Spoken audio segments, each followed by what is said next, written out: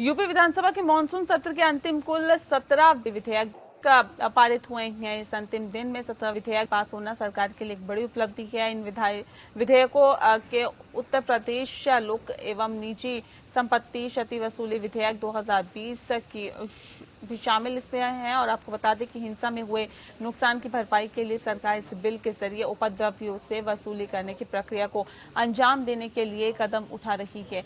विपक्ष ने इससे पहले विधानसभा में हंगामा किया। सत्र से पहले विधानसभा के आगे समाजवादी पार्टी के नेताओं ने कानून व्यवस्था, बेरोजगारी और किसानों की समस्याओं को लेकर धरना प्रदर्शन किया। इसके अलावा विधानसभा से बीएसपी के वॉकआउट पर बयान भी दिया गया। इन सबके बीच योगी सरकार ने विधानसभा में कई महत्वपूर्ण विधेयकों को पास करवाया, जिसमें उत्तर प्रदेश मंत्री वेतन भत्ता और प्रकीर्ण उपबंध समेत 2020 भी शामिल है। सदन में सीएम योगी आदित्यनाथ ने कांग्रेस पर निशाना साधा। सीएम योगी आदित्यनाथ ने कहा कि राम की बात करने वाले अब राम राम चिल्ला रहे हैं, यानी कि रोम की बात करने वाले अब राम राम चिल्ला रहे हैं। इस बात को उन्होंने कहा है और साथ ही उन्होंने ये भी कहा कि यूपी के अंदर अब राम नाम से वैतरणी पार होनी है। कुछ लोगों की कुंठा उनकी बातों से निकल रही है। सीएम योगी आदित्यनाथ ने कहा कि हम सबके लिए ये गौरव का विषय है कि 492 साल से चला आ रहा विवाद अब खत्म हो गया है। मर्यादा पुरुषोत्तम राम की ताकत का कुछ लोगों को अंदाजा नहीं था और ऐसे में गृहमंत्री अमित शाह ने 5 अगस्त को जम्मू कश्मीर में धारा 370 को हटाया था।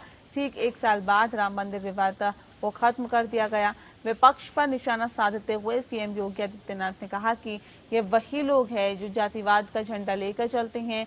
ये लोग वही लोग हैं जो कन्नौज के नीरज मिश्रा नाम के एक ब्राह्मण का सिर कटवाकर मंगवाए थे। और ऐसे में कोरोना पर सीएम योगी आदित्यनाथ ने कहा कि लोग सहयोग कर रहे हैं, हमें इस बात की खुशी है। सीएम योगी आदित्यनाथ ने कहा कि हमें आम आदमी पार्टी नेता संजय सिंह को नमूना उन्होंने बताया और साथ ही कहा कि ये दिल्ली की सत्ता में बैठे घिनौने चेहरे हैं जो कि यूपी की बात करते हैं, लेकिन दिल्ली में क्या हालात हैं उस पर इनकी नजर नहीं है, उस पर ये बात नहीं करते हैं। यूपी में प्रति लाख 12 मौतें हुई है, जबकि दिल्ली में यह आंकड़ा 124 पर है।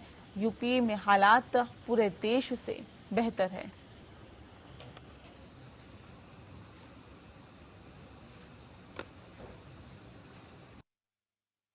ये लोग कानून व्यवस्था की जो लोग बात कर रहे हैं ना, कानून व्यवस्था के लिए सबसे बड़े खतरे तो यही लोग थे।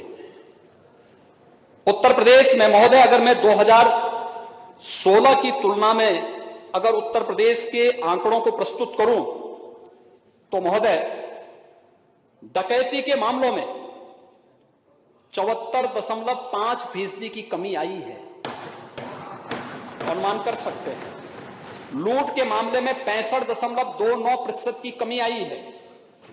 हत्या के मामले में 26.43% की कमी आई है। फिरौती के लिए अपहरण 54.55% की कमी आई है। दहेज मृत्यु में 8.55% की कमी आई है। बलात्कार के मामले में 38.74% की कमी आई है। ये उत्तर प्रदेश के अंदर घटते हुए आंकड़े हैं। राम और परशुराम में तात्विक रूप से कोई भेद नहीं, दोनों भगवान विष्णु के ही अवतार हैं। इस थोड़ा बुद्धि का भेद है। जहां पर बुद्धि का स्तर संकीर्ण और छोटा होता है वे लोग भ्रम में पड़ते हैं, लेकिन तात्विक रूप से शास्त्र ने कोई भेद नहीं माना है। व्यक्ति कुछ समय के लिए झूठ का सहारा लेकर के समाज के चेहरे पर धूल तो झोंक सकता है, लेकिन विधाता से कभी बच नहीं सकता है, कभी नहीं बच सकता है।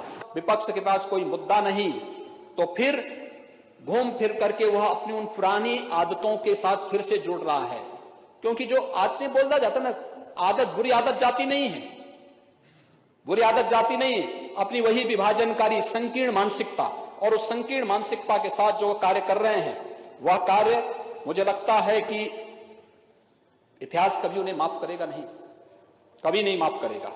यानी जब हम एक आपदा से लड़ रहे हैं तब लोग बस के नाम पर स्कूटर का नंबर हमें दे करके मजाक बना रहे थे लोगों के साथ में, और यही सच्चाई नहीं सुनना चाहते, इसीलिए भाग करके बाहर गए हैं, क्योंकि इन्हें मालूम है कि जब ये सच्चाई सामने आएगी एक्सपोज होंगे।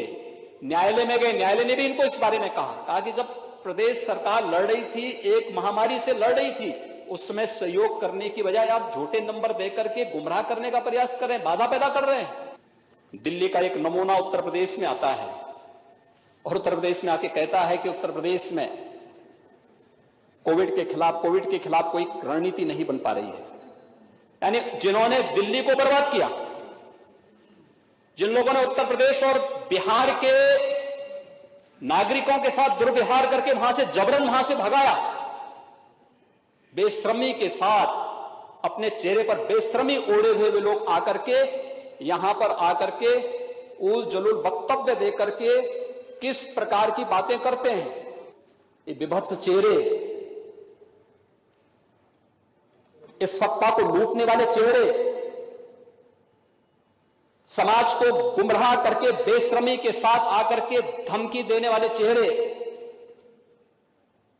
ये वही चेहरे हैं, इनको पहचानने की आवश्यकता है।